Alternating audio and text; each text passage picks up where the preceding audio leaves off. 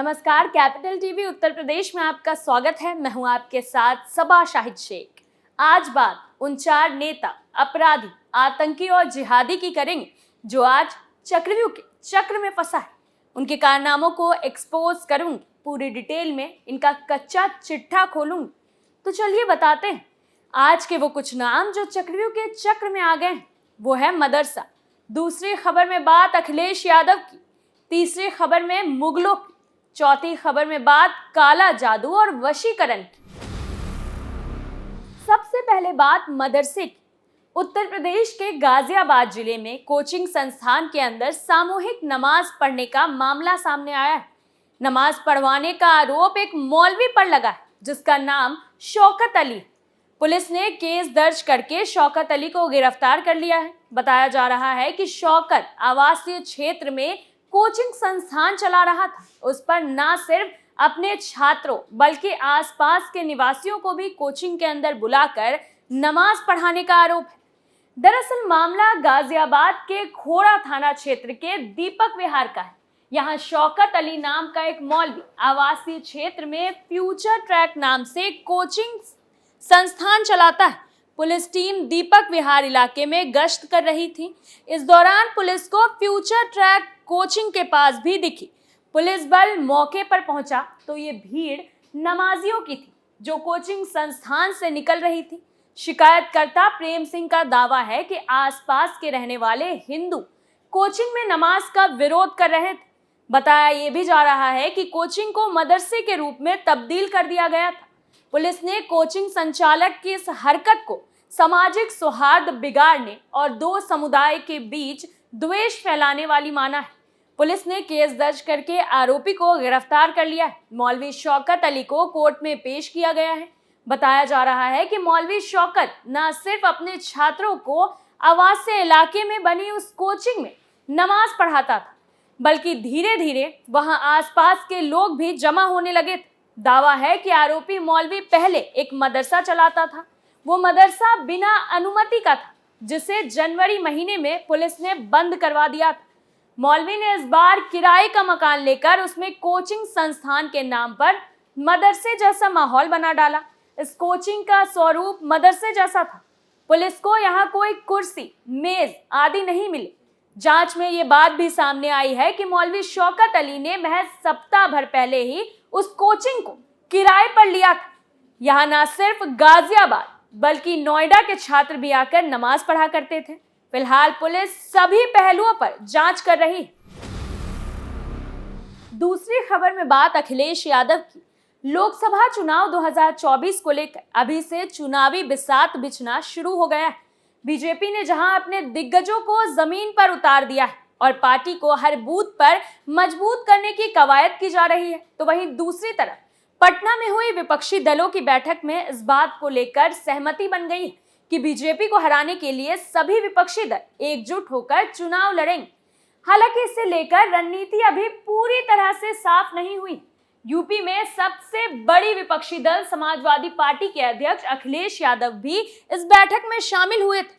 अखिलेश यादव बार बार कह रहे हैं कि बीजेपी को हराने के लिए जो दल भी उनके साथ आना चाहते हैं, सपा खुले मन से उन्हें साथ आने का न्योता देती है। वहीं विपक्षी दलों की बैठक में अखिलेश ने यह भी साफ कहा कि यूपी में गठबंधन के लिए कांग्रेस को बड़ा दिल दिखाना होगा।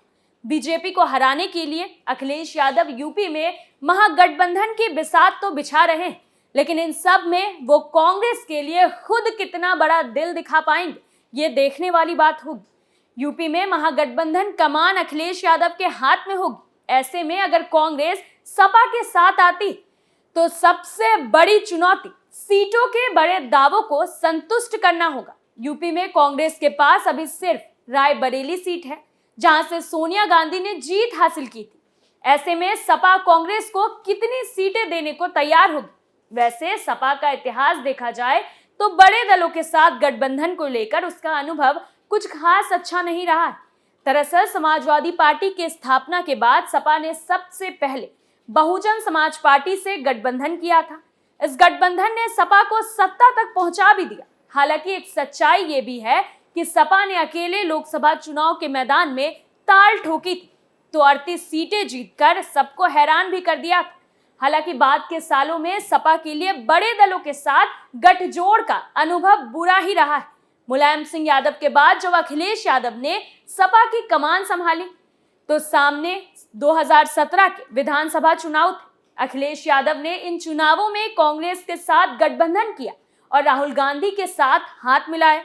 इस दौरान यूपी के 2 लड़के के नाम से खूब जोर शोर से कैंपेन चलाया गया, लेकिन मोदी लहर में अखिलेश राहुल की जोड़ी ठहर नहीं पाई और सपा को हार का सामना करना पड़ा।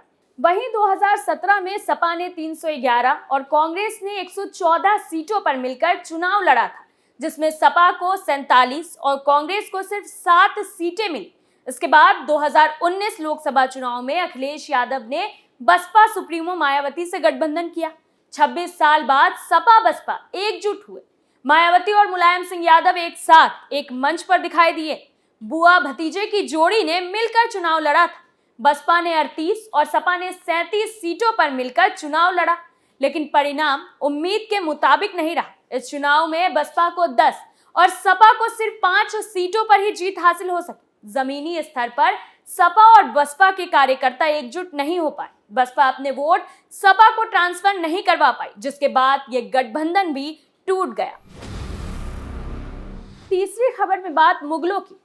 उत्तर प्रदेश के मुख्यमंत्री योगी आदित्यनाथ नोएडा पहुंचे थे। यहाँ सेव कल्चर सेव इंडिया कार्यक्रम में उन्होंने कहा कि हमें किसी हाल में संस्कृति पर हमला बर्दाश्त नहीं है।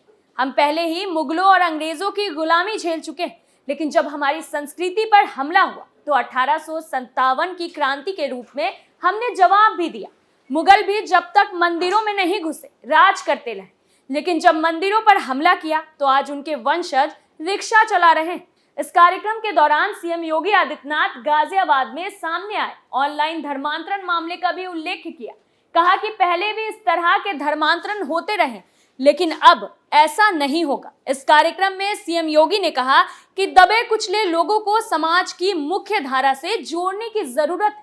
उन्हें समझाना होगा और उन्हें अपनी पुरातन संस्कृति की याद दिलानी होगी। आगे सीएम योगी ने कहा कि दुनिया के अंदर जितने भी देश हैं, सबकी अपनी विशिष्ट पहचान है। इसी तरह भारत का भी अपनी अलग पहचान है। हमने मुगल और अंग्रेजों की गुलामी सही है, लेकिन जैसे ही हमारी संस्कृति पर हमला हुआ, हमने भी 1957 की क्रांति के रूप में जवाब दिया। गाय की चर्बी से बने कारतूस का विरोध हुआ। आगे जाकर वीर सावरकर ने भी इसे मान्यता दी। उन्होंने साफ शब्दों में संदेश देते हुए कहा कि हम अपनी संस्कृति और आस्था के साथ छेड़छाड़ किसी हाल में बर्दाश्त नहीं कर सकते। कहा कि संस्कृति पर हमला उस विकृति को बढ़ावा देना है जैसे कि बीज का सड़ जाना। उन्होंने कहा कि संस्कृति पर हमले होते रहे, सुर असुरों का युद्ध इसी धर्म को लेकर हुआ था। ये हर काल खंड में होता रहा है। आज ये हमले अलग अलग तरीके से हो रहे हैं। उन्होंने कहा कि अभी हाल ही में हमने गेमिंग ऐप से धर्मांतरण का मामला पकड़ा है। इससे पहले भी मूक बधिरों को मोबाइल में उलझाकर कन्वर्सन हो रहा था।